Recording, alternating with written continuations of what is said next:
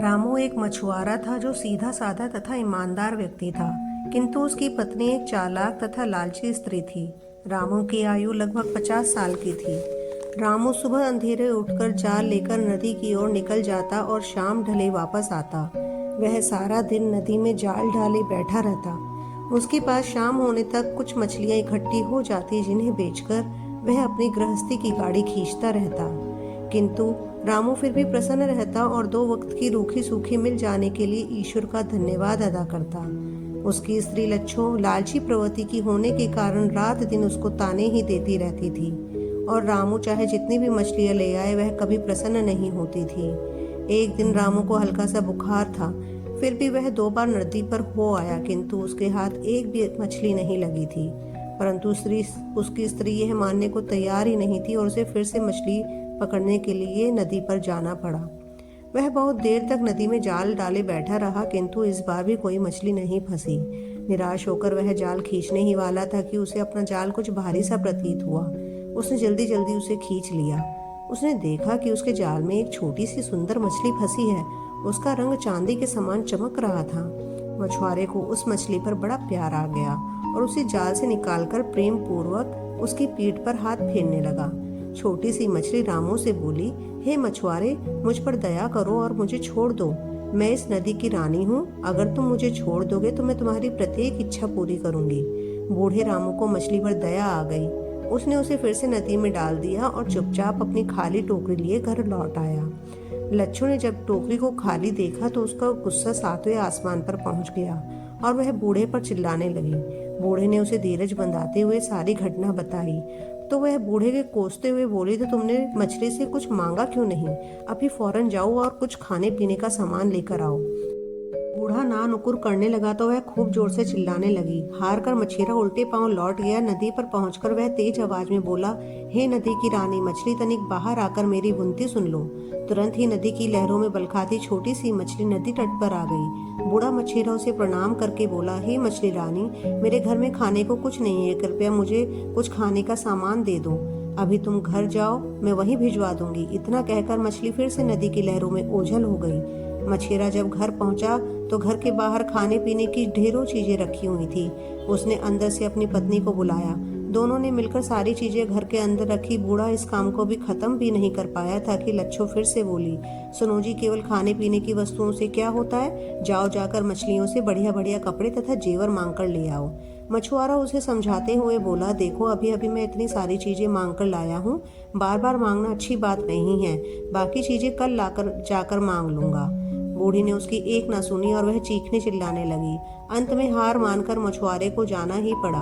वह नदी किनारे पहुंचकर पुनः बोला, हे सागर की रानी मछली, तनिक बाहर आओ और मेरी विनती पहले की तरह सुन लो। मछली नदी किनारे आ गई। मछेरे ने झिझकते हुए फिर से अपनी पत्नी की इच्छा उसके सामने रखी। मछली बोली, तुम्हारी इच्छा पूरी हो जाएगी। मछेरा जब अपने घर वापस लौटा तो उसने देखा कि उसकी बूढ़ी पत्नी सुंदर वस्त्राभूषण पहने सजी धजी बैठी हुई थी।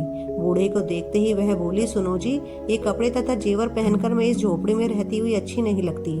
तुम कल सुबह जाकर मछली से रहने के लिए एक महल मांग लेना। बूढ़ा चुपचाप उसकी बात सुनता रहा। सुबह होते ही बूढ़ी ने मछेरे को बिना कुछ खिलाए पिलाए नदी पर भेज दिया। मछेरे ने फिर से मछली को याद किया। मछली आई तो वह बोला, हे नदी की रानी, मेरी पत्नी झोपड़ी में रहते हुए बहुत दुख झेल रही है, इसलिए उसके रहने के लिए एक महल दे दो। उसकी ये इच्छा भी मछली ने पूरी कर दी। जब वह लौटा तो वहाँ एक महल खड़ा था। उसकी बूढ़ी अंदर सजी धजी बैठी थी। वह बहुत खुश दिखाई दे रही थी। कुछ दिन इसी प्रकार बीत गए। अब लालची बुढ़िया का लालच फिर से सिर उठाने लगा। एक दिन वह सुबह सुबह मछेरे से बोली, मैंने दिन रात काम करते हुए अपना सारा जीवन बिता दिया। तुम उस जादुई मछली से नौकर चाकर तथा सुख सुविधा का दूसरा सामान देने को कहो। बूढ़े ने उसे समझाने का प्रयत्न किया, किंतु बूढ़ी के तो लालच में अंधी हो गई थी। उसने मछुआरे की एक न सुनी। मजबूर होकर मछेरा पुनः नदी की ओर चल दिया। वहां पहुंचकर उसने जादुई मछली के सामने अपनी इच्छा रखी। मछली मुस्कुराकर उसकी दृष्टि से ओझल हो गई। मछेरा जब लौटकर वापस आया तो उसने देखा कि उसकी पत्नी सजी धजी बैठी हुई है और उसके चारों ओर नौकर चाकर दास दासियां हाथ बांधे खड़े हैं। एक दिन बुढ़िया सुबह सुबह बूढ़े से लड़ने झगड़ने लगी। वह चाह रही थी कि मछेरा मछली से उसे पूरी पृथ्वी की महारानी बनाने को कहे। जब वह किसी भी तरह नहीं माना तो बूढ़ी क्रोध में अपना आपा खो बैठी और नौकरों द्वारा बूढ़े को मार पीट कर घर से निकाल दिया। बेचारा बूढ़ा किसी प्रकार रोता कांपता नदी के किनारे पहुंचा। उसने जादुई मछली को फिर से याद किया। किनारे पर आते ही जादुई मछली ने पूछा, कहो बूढ़े मछेरे, अब तुम्हारी स्त्री को किस चीज की इच्छा है? मछेरा बोला, हे मछली रानी, आज से पहले मैं अपनी पत्नी के कहने पर सब कुछ मांगता रहा, किंतु अब मेरी एक इच्छा है।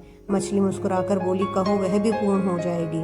बूढ़ा मछेरा बोला, मेरी तो बस इतनी सी इच्छा है कि तुम अपना धन दौलत नौकर चाकर महल सब वापस ले लो। मुझे तो बस मेरी पहले वाली झोपड़ी तथा जाल चाहिए।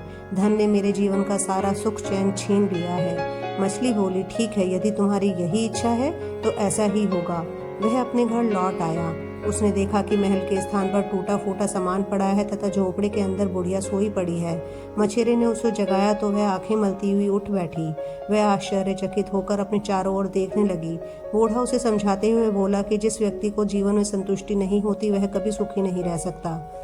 बूढ़े की बात सुनकर बूढ़ी मछेरिन की आंखों पर से लोभ का पर्दा हट गया और उसने बूढ़े से माफी मांगी। दोनों पति पत्नी अब सुख पूर्वक रहने लगे।